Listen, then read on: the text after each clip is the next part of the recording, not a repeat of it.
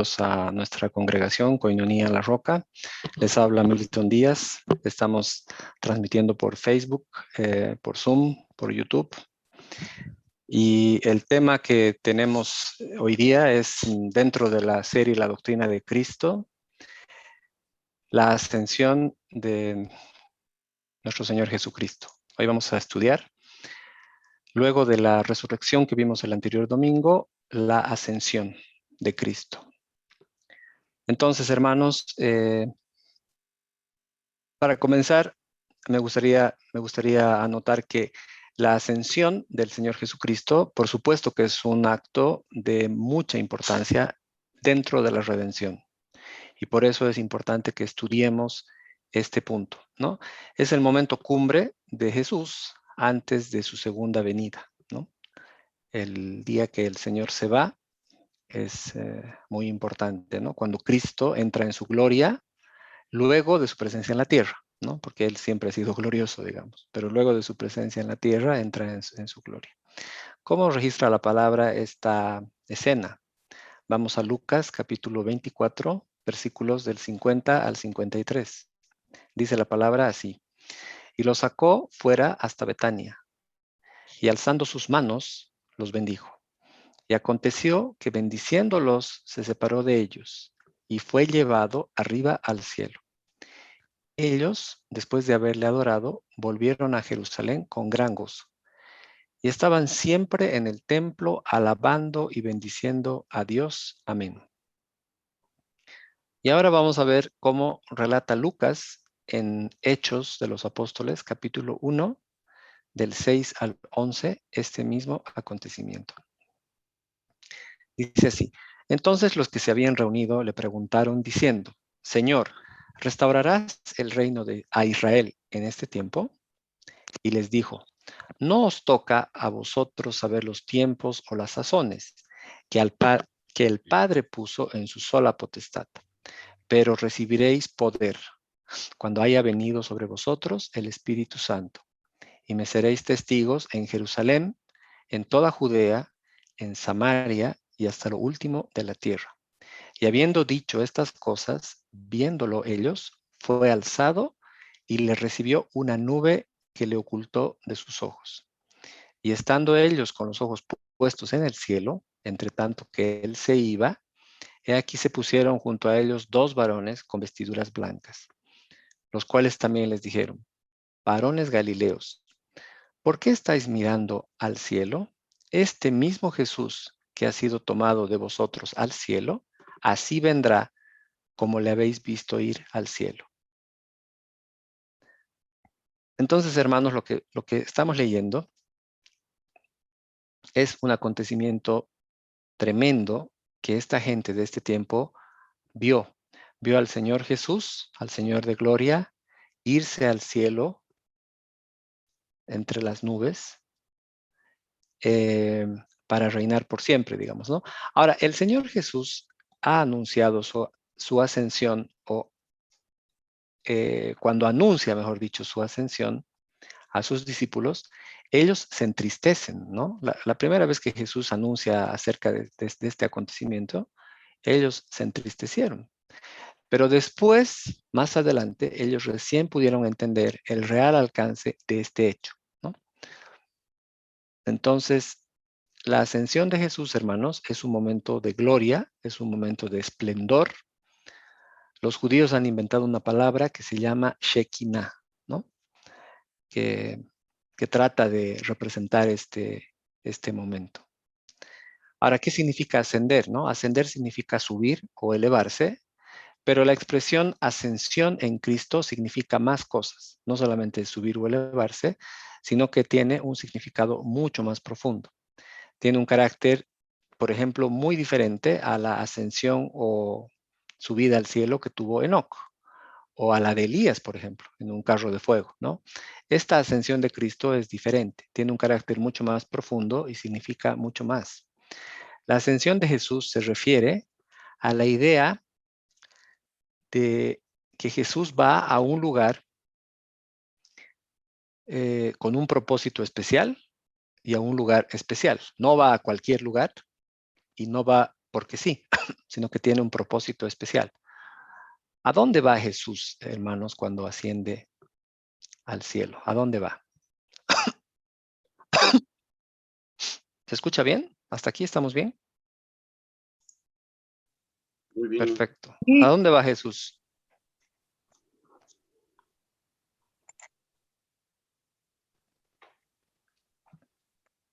Correcto. A la diestra del Padre, ¿no? Va al Padre, a la diestra del Padre, a un lugar de autoridad suprema, ¿no? Jesús sube a la sede de la autoridad suprema, ¿no? Se dirige al cielo para reinar, para confirmar, para reconfirmar su posición como Rey de Reyes, ¿no? Jesús también, hermanos, asciende para una cosa muy importante. Jesús asciende para entrar al lugar santísimo, para entrar al lugar santísimo celestial, para continuar con una obra específica, importante, para continuar su obra como nuestro sumo sacerdote, para continuar su función, su obra como sumo sacerdote, también entra al lugar santísimo, ¿no?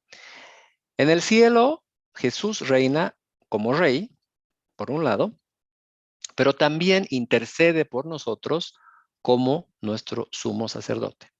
Entonces tiene varias funciones, hermanos, que las vamos a ir viendo poco a poco, y esa es la importancia que tiene la ascensión de Cristo al cielo. Entonces, desde esta posición de autoridad elevada, ¿no? Él derrama su espíritu sobre la iglesia. Y esto hemos leído muchas veces en Hechos de los Apóstoles, que Él derrama su espíritu sobre la iglesia cuando ya ha subido a tomar su posición de autoridad. Él estando en el cielo, en la posición de autoridad suprema, derrama el Espíritu Santo sobre la iglesia. Cuando Jesús asciende al cielo para su coronación como Rey de Reyes, se sienta a la diestra de Dios, dice la palabra, ¿no es cierto? ¿Qué es la diestra de Dios? La diestra de Dios es una sede de autoridad, es una posición suprema de autoridad, ¿no? Eso es lo que significa la diestra del Padre o la diestra de Dios. Desde esta posición suprema, Jesús reina, Jesús gobierna, Jesús preside como juez del cielo y de la tierra.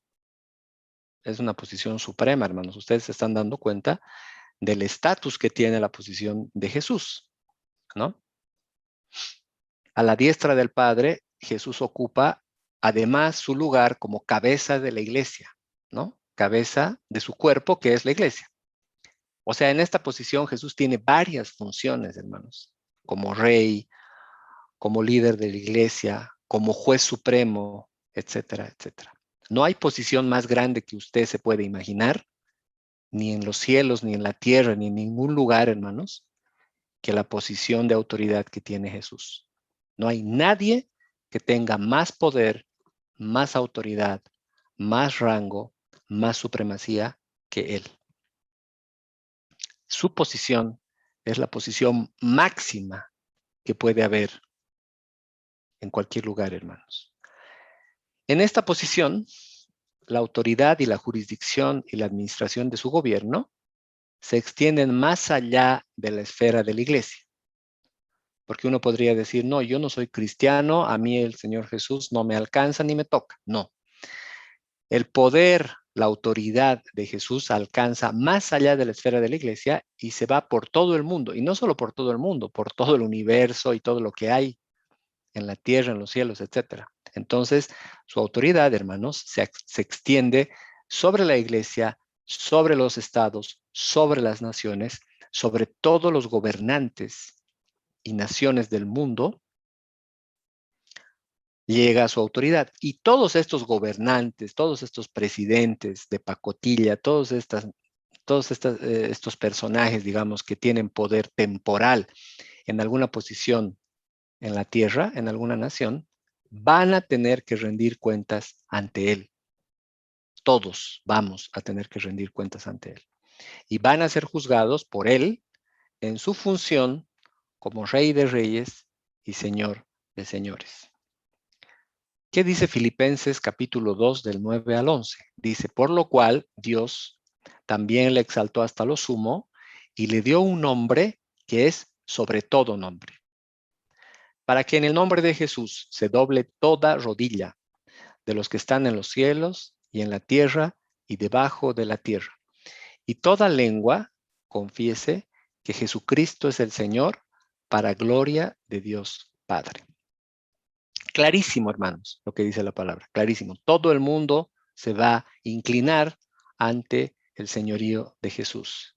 Seas ateo, no seas ateo, seas católico, cristiano, musulmán, seas lo que sea, comunista, socialista, lo que te dé la gana, un día vas a estar doblado ante Jesús. Veamos qué dice Romanos 8:34. ¿Quién es el que condenará? Cristo es el que murió, más aún, el que también resucitó, el que además está a la diestra de Dios, el que también intercede por nosotros.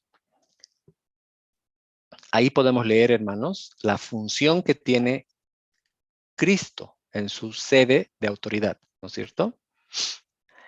También tenemos otro pasaje en Romanos 14, Romanos capítulo 14, del 9 al 10. Dice, porque Cristo para esto murió y resucitó y volvió a vivir, para ser Señor, así de los muertos como de los que viven. Pero tú, ¿por qué juzgas a tu hermano? O tú también, ¿por qué menosprecias a tu hermano? Porque todos compareceremos ante el tribunal de Cristo. ¿No es cierto? Acá nos estamos dando cuenta, hermanos, ¿quién es Jesús en el cielo? Nos estamos dando cuenta cuál es su posición de autoridad y nos estamos dando cuenta qué funciones tiene Jesús, el Cristo, en su trono, ¿no? Es tremendo, hermanos. O sea, si uno se pone a analizar quién es Jesús, es para temblar realmente, es para temblar, es para andar en temor reverente, hermanos, todos los días, para saber quién es Él, ¿no es cierto? Y cómo es Él y qué autoridad tiene. Y qué va a suceder un día cuando Él vuelva. Todas las personas del cielo y de la tierra han sido llamadas para reverenciar la majestad de Jesús, para ser gobernados por su mano, para rendirle homenaje, para someterse a su poder y para declarar su señorío. Entonces, todas las personas deben prepararse, debemos prepararnos para un día estar frente a Él, pararnos frente a Él cuando esté en el día del juicio, ¿no? Todos vamos a comparecer ante Él, hermano. Todos, todos, todos, todos. Absolutamente no hay nadie que se vaya a escapar ese día. ¿Todos van a comparecer ante el tribunal de Cristo un día? ¿Sí o no? Sí. Otra vez piénsenlo. ¿Todos?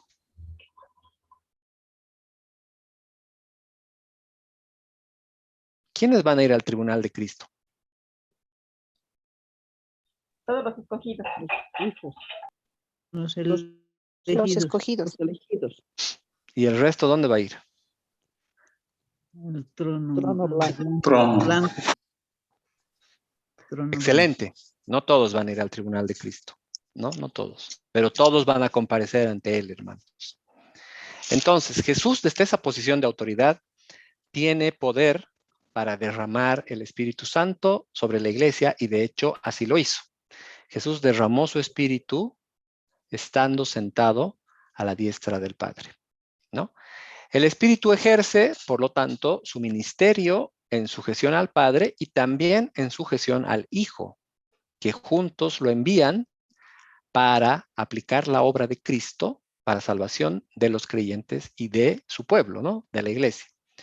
Entonces, hermanos, lo que tenemos que entender es que mientras Jesús está sentado a la diestra del Padre, Jesús está en su papel, en su rol de Rey de Reyes, pero al mismo tiempo cumple un rol de juez supremo, cósmico se podría decir, y excede lo cósmico, hermanos, porque es juez absoluto, ¿no?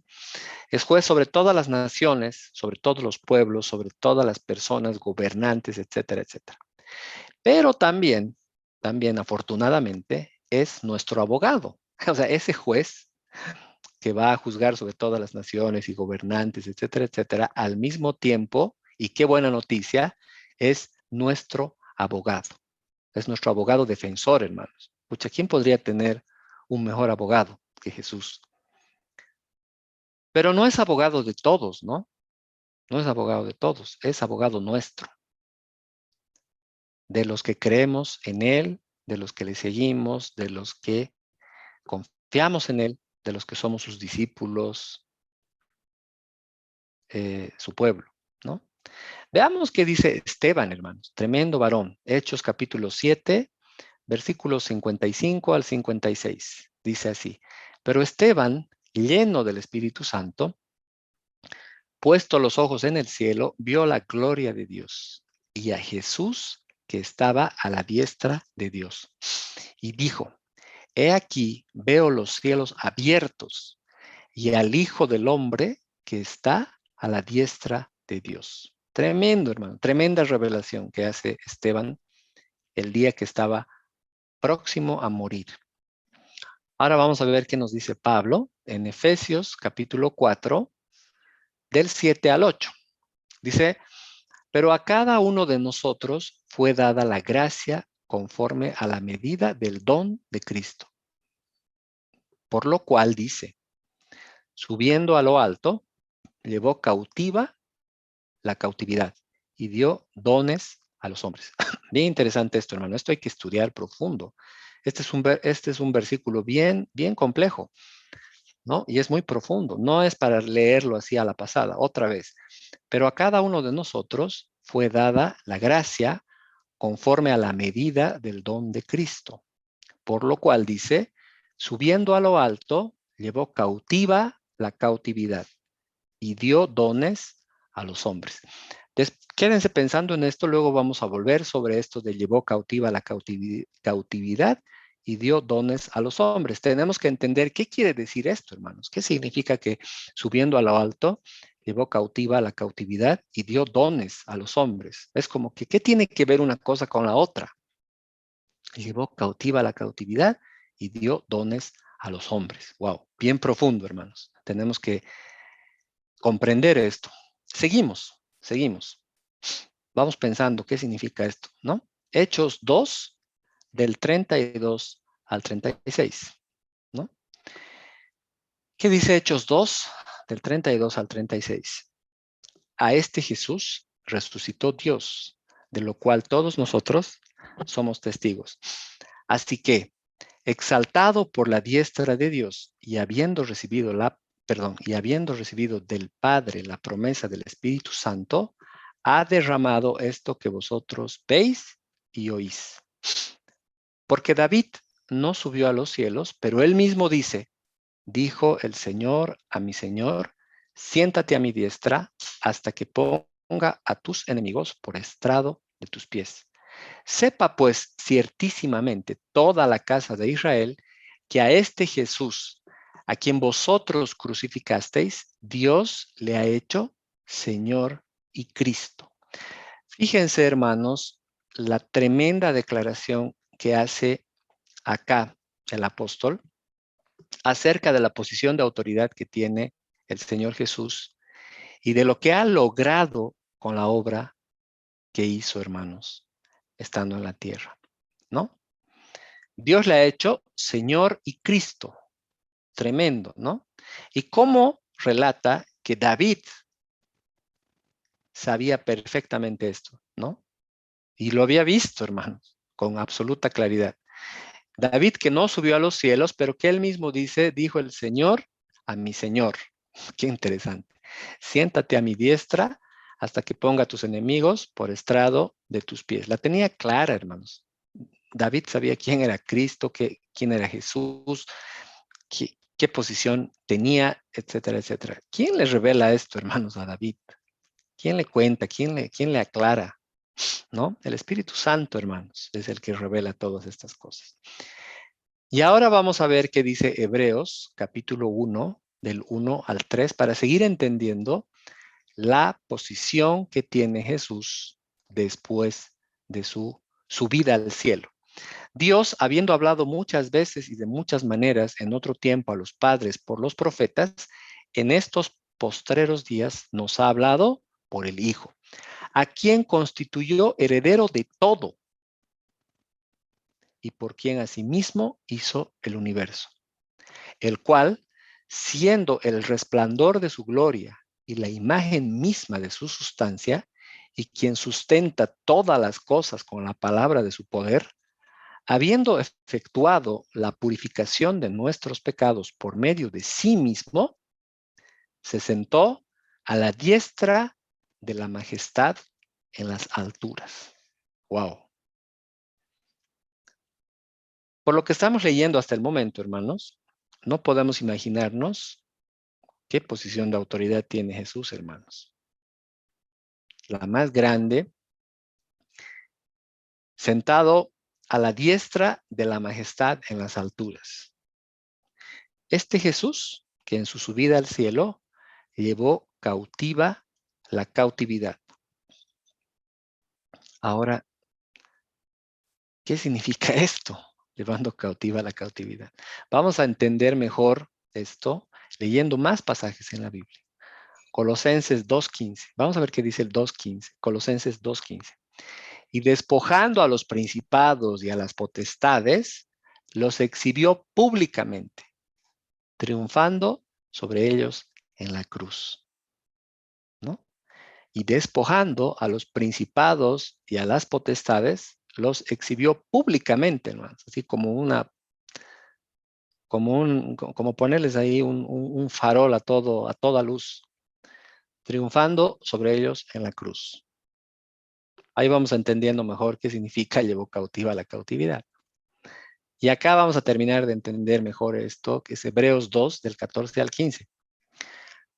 Así que, por cuanto los hijos participaron de carne y sangre, él también participó de lo mismo, para destruir por medio de la muerte al que tenía el imperio de la muerte, esto es, al diablo, y librar a todos los que por el temor de la muerte estaban durante toda la vida sujetos a servidumbre.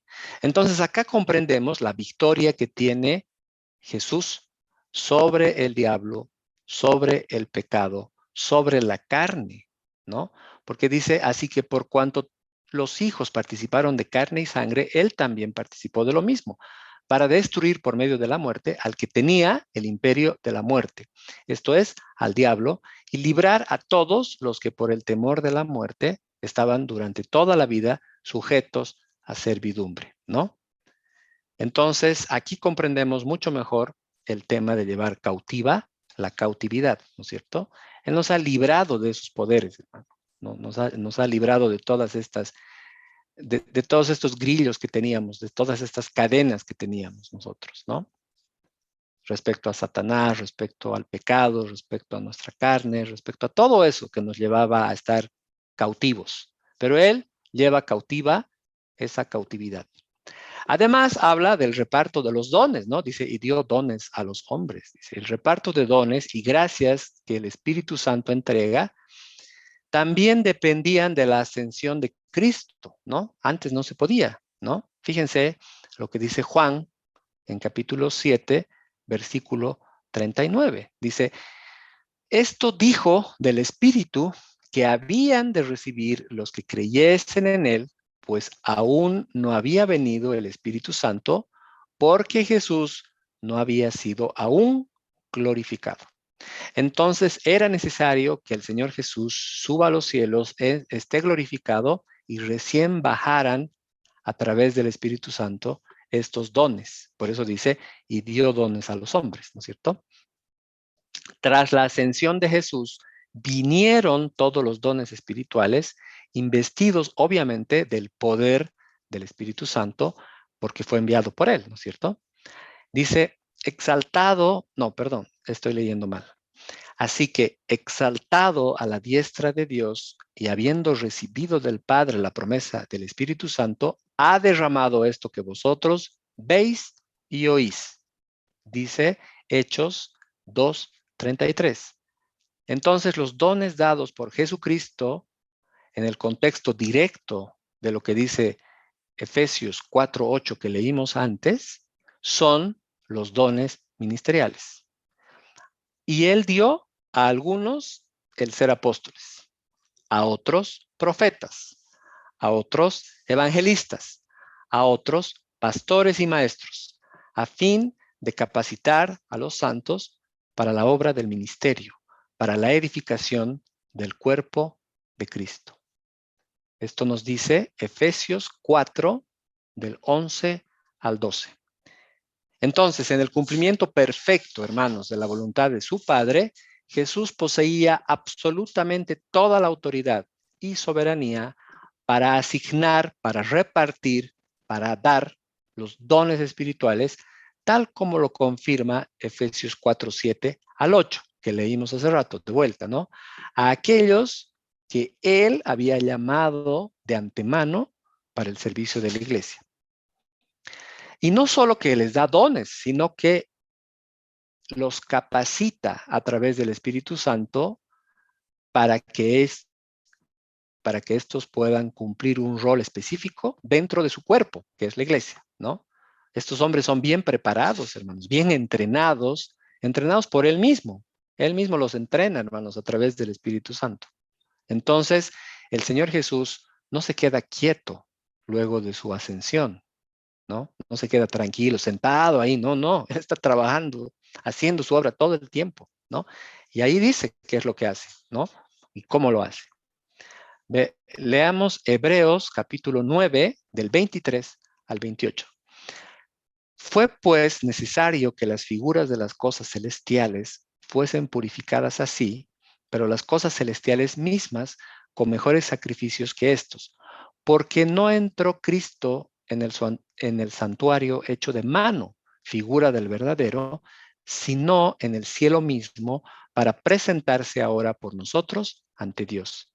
Y no para ofrecerse muchas veces, como entra el sumo sacerdote, en el lugar santísimo cada año con sangre ajena.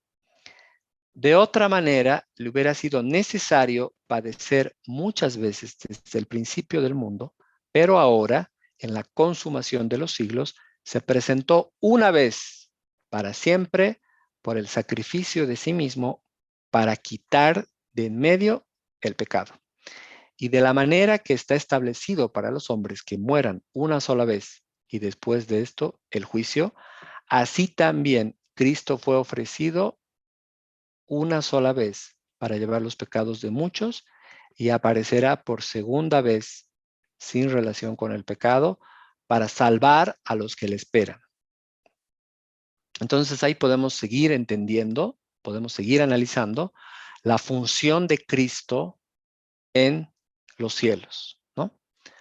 Ahora, entre una de esas funciones, vamos a ver la función de Cristo como mediador o intercesor. Un mediador es un intermediario, es un intercesor. Es alguien que hace de intermediario entre dos o más personas o grupos en una disputa o en un intento de reconciliación. Entonces, en términos bíblicos, los seres humanos son considerados enemigos contra Dios o enemigos de Dios. Estamos separados de Dios, ¿no es cierto? Bíblicamente hemos estudiado esto muchas veces. Nos hemos rebelado, hemos pecado, hemos estado enemigos de Dios, hemos rehusado a obedecer su ley, etcétera, etcétera. Y como resultado, la ira de Dios está sobre nosotros. Estamos separados. Para modificar esa posición, para modificar esa situación, para redimir esta situación catastrófica que les acabo de mencionar, es necesario que seamos reconciliados con Dios. Pero para efectuar esta reconciliación, Dios el Padre nombra y envía a su Hijo Jesús como nuestro mediador, como nuestro intercesor. Entonces, Cristo nos trae nada más y nada menos que la majestad divina de Dios mismo, porque Él es Dios encarnado, y Él toma sobre sí mismo la naturaleza humana, se somete voluntariamente a las demandas de la ley de Dios.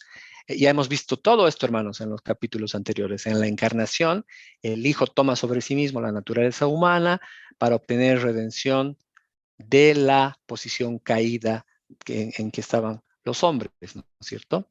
Entonces, a través de todo este plan, a través de todo este proceso, este plan de salvación, Él nos reconcilia con el Padre. Él es el medio, el intermedio de reconciliar al hombre con Dios. Porque en su perfecta obediencia, ¿no? Cristo satisface todas las demandas de la ley de Dios y a través de eso logra reconciliarnos con el Padre y logra que nosotros logremos, valga la redundancia, vida eterna.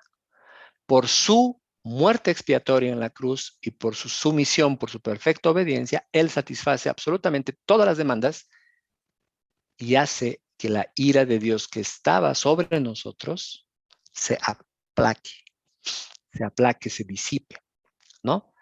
Entonces, desde esta perspectiva, hermanos, que acabamos de estudiar, Cristo satisface todas las condiciones para la reconciliación. Y son condiciones altas, hermanos, son condiciones divinas. Y nos hace otra vez la paz con Dios, ¿no? Hace que estemos reconciliados con el Padre y Él está continuamente, diariamente, todo el tiempo, intercediendo por nosotros en su función de ¿qué? ¿Cuál sería esta función? En su función de Rey de Reyes.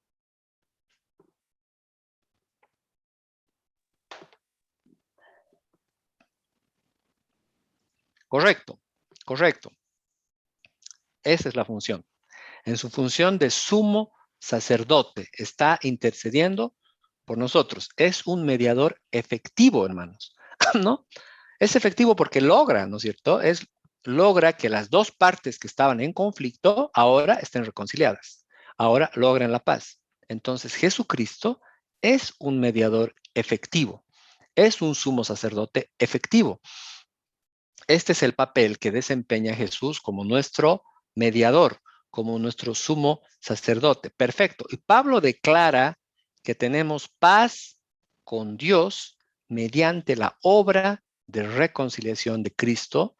Dice, justificados pues por la fe, tenemos paz para con Dios por medio de nuestro Señor Jesucristo.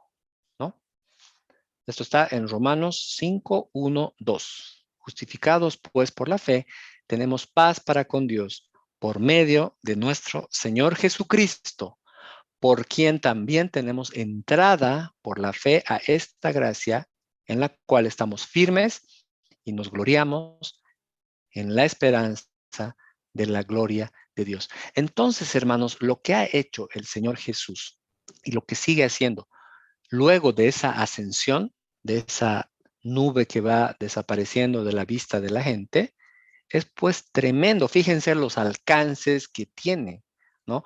Fíjense la profundidad que tiene esta obra y lo que Él hace, ¿no? La obra mediadora de Cristo es superior a la obra ejercida por cualquier otro mediador, ¿no? Moisés, por ejemplo, fue mediador en el antiguo pacto, ¿no es cierto? Acuérdense, Moisés fue mediador, el mediador del antiguo pacto, fue intermediario de Dios. Acuérdense de todo lo que hizo Moisés. Fue intermediario de Dios, dándoles a los israelitas, por ejemplo, la ley, ¿no es cierto? Sube al monte, el Señor le entrega la ley y él baja y dice, esto es lo que el Señor me ha dado, ¿no es cierto? Pero Jesús es superior a Moisés en su función mediadora, ¿no? Y el autor del libro a los Hebreos nos declara esto en Hebreos 3, capítulo 3, del 1 al 6. Fíjense lo que dice Hebreos, hermanos. Por tanto, hermanos santos, participantes del llamamiento celestial, considerad al apóstol y sumo sacerdote de nuestra profesión, Cristo Jesús, el cual es fiel al que le constituyó, como también lo fue Moisés en toda la casa de Dios, porque de tanto mayor gloria que Moisés es estimado digno cuanto tiene mayor honra que la casa, el que la hizo. Porque toda casa es hecha por alguno, pero el que hizo todas las cosas es Dios. Y Moisés, a la verdad, fue fiel en toda la casa de Dios como siervo para testimonio de lo que se iba a decir. Pero Cristo, como hijo sobre su casa, la cual casa somos nosotros, si retenemos firme hasta el fin la confianza y el gloriarnos en la esperanza. Vamos a ver primera carta de Timoteo 2:5. Porque hay un solo Dios y un solo mediador entre Dios y los hombres, Jesucristo, hombre. Acá está súper clara esa definición, ¿no? Que hay un solo Dios y hay un solo mediador entre Dios y los hombres. ¿Quién es? Jesucristo, hombre. Jesucristo, hombre. O sea, su naturaleza como hombre está ahí haciendo de mediador entre Dios y los hombres. ¿Y qué dice Romanos 8, 33 al 34? Dice así: ¿quién acusará a los escogidos de Dios? Dios es el que justifica. ¿Quién es el que condenará? Cristo es el que murió, más aún el que también resucitó, el que además está a la diestra de Dios, el que también intercede por nosotros, ¿no? Está explicando Pablo claramente cuál es la función, cuál es la posición que tiene Jesús en este momento arriba en los cielos. ¿Qué está haciendo por nosotros? ¿No? Y Hebreos 7, vamos a seguir estudiando esto, hermanos. Hebreos 7, del 20 al 25, nos dice: y esto no fue hecho sin juramento, porque los otros ciertamente sin juramento fueron hechos sacerdotes, pero este con el juramento del que le dijo: juró el Señor y no se arrepentirá. Tú eres sacerdote para siempre, según el orden de Melquisedec. Por tanto, Jesús es hecho fiador de un mejor pacto. Y los otros sacerdotes llegaron a ser muchos, debido a que por la muerte no podían continuar. Mas este, por cuanto permanece para siempre, tiene un sacerdocio inmutable, por lo cual puede también salvar perpetuamente a los que por él se acercan a Dios, viviendo siempre para interceder por ellos. Tremenda descripción de nuestro Señor Jesucristo como sumo sacerdote según otro orden, no es el orden arónico, ¿no? Hebreos 9, del 11 al 15.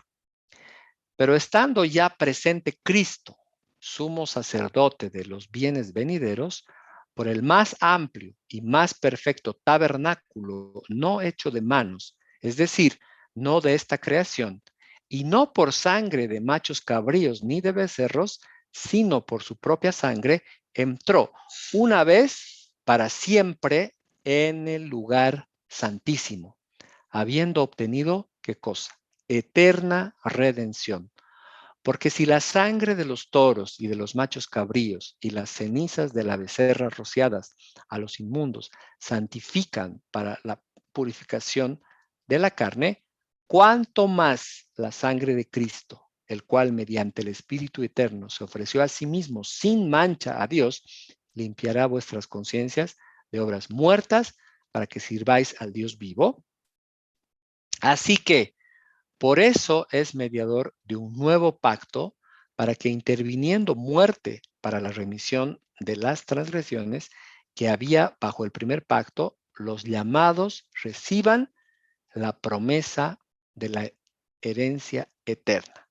Entonces, hermanos, lo que estamos viendo en toda esta mañana, que estamos estudiando la ascensión de Cristo, es que luego de ascender el Señor Jesucristo, tiene varios roles, hermanos, tiene varios títulos, tiene varios oficios, tiene varias funciones, ¿no? Hemos visto hasta ahora que Cristo hace como profeta como sacerdote y como rey, ¿no? Hemos leído distintos pasajes, distintos versículos en la palabra que nos hablan de un Cristo profeta, de un Cristo sacerdote y de un Cristo rey, ¿no? Tres cosas en uno. La misma persona haciendo de las tres funciones que les acabo de nombrar. Como el profeta de Dios, por excelencia, claro que sí, Jesús fue objeto y el sujeto de la profecía, ¿no es cierto? Toda la Biblia habla de él, hermanos. Su persona y su obra son el punto central, son el punto focal de las profecías del Antiguo Testamento. Todas las profecías del Antiguo Testamento están en función con foco máximo en Cristo. Entonces, él mismo fue un profeta, aparte de que las profecías hablaban de él, pero él mismo también fue un profeta, ¿no? Esto lo hemos visto, hermano, en montón de pasajes. El reino de Dios y el papel que Jesús desempeñaría dentro de dicho reino son temas importantísimos en las afirmaciones proféticas que él mismo hace de sí mismo. Entonces, la función de un profeta, ¿qué era? Era transmitir la palabra de Dios. Y Jesús, hermanos, transmite la palabra de Dios perfectamente. De hecho, él viene a revelar al Padre. Hemos leído esto, hemos estudiado esto, que él, dentro de su plan salvífico, tenía un plan revelador, ¿no es cierto? ¿Y cuál era ese plan revelador? Revelar al Padre, ¿no? Revelar quién era el Padre, quién era Dios. Entonces, transmite la palabra de Dios, pero además, él mismo es la palabra de Dios. Entonces, Jesús fue el profeta de Dios, ¿no? Es el profeta de Dios supremo, siendo la palabra de Dios encarnada, la segunda persona de la Trinidad, ¿no? Como habla Juan 1:1. Entonces, el profeta del Antiguo Testamento era una clase de mediador. Sí, claro, Dios nombra varios profetas en el Antiguo Testamento, ¿no? ¿Para qué? Para ser mediador entre él y los hombres, entre Dios y el pueblo de Israel específicamente. Y hablaban al pueblo como representantes de Dios, ¿no es cierto? Estamos ahí hablando de Isaías, de Jeremías, estamos hablando de Elías, de Juan Bautista. No, Juan Bautista no está en el Antiguo, ¿no? Bueno, de varios. El sacerdote hablaba a Dios como representante, el profeta hablaba al pueblo como representante de Dios. Jesús cumple también el papel de sumo sacerdote, como sacerdotes habían en el Antiguo Testamento, ¿no es cierto? Estos sacerdotes en el Antiguo Testamento ofrecían sacrificios regularmente, ¿no es cierto? Pero Jesús ofreció sacrificio de valor eterno una sola vez y para siempre. Entonces, la ofrenda de Jesús al Padre consiste en el sacrificio de sí mismo, ¿no? Él era la ofrenda y el que se ofrendaba. Mientras que en el Antiguo Testamento los oficios mediadores de profeta, sacerdote y rey, hermanos, eran ejercidos por individuos distintos, ¿no? Unos eran profetas, otros eran sacerdotes y otros reyes. Estos oficios son ejercidos de manera suprema, de manera única, por la persona de Jesús, ¿no? Esto es lo que hemos estado viendo toda la mañana leyendo estos versículos. Jesús cumple entonces, o cumplió, la profecía mesiánica, por ejemplo, del Salmo 110, ¿no? Él es descendiente de David y el Señor de David. Él es el sacerdote y también Él es el rey. Él es el cordero al mismo tiempo que es sacrificado como ofrenda. También es el león de Judá. Y también es muchas cosas, hermano. Es nuestro maestro, nuestro salvador, nuestro rey, nuestro sumo sacerdote, nuestro mediador, nuestra roca. Él es todo para nosotros, hermanos. Jesús, ¿no? Para entender entonces, hermanos, la obra de Cristo en su totalidad, no debemos considerarlo en una sola función. Debemos considerarlo en su totalidad, como un profeta, como un sacerdote, como un rey, como un salvador, etcétera, etcétera. Estos oficios fueron perfectamente cumplidos por él, como profeta, como sacerdote y como rey. Él cumple a cabalidad, a perfección, estas tres funciones o estos tres oficios, ¿no? Jesús fue el cumplimiento de las profecías del Antiguo Testamento y él mismo fue un profeta. Segundo, Jesús fue el sacerdote y el sacrificio al mismo tiempo. Esto es increíble, hermanos. Como sacerdote, él mismo se ofreció a sí mismo como sacrificio perfecto por el pecado en su función de sacerdote.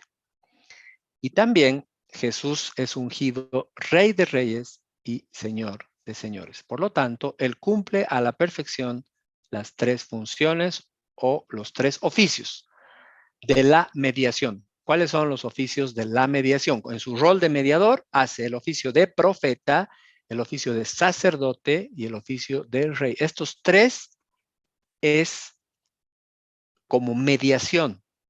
Hace como mediador entre Dios y los hombres, como profeta, como sacerdote y como rey al mismo tiempo.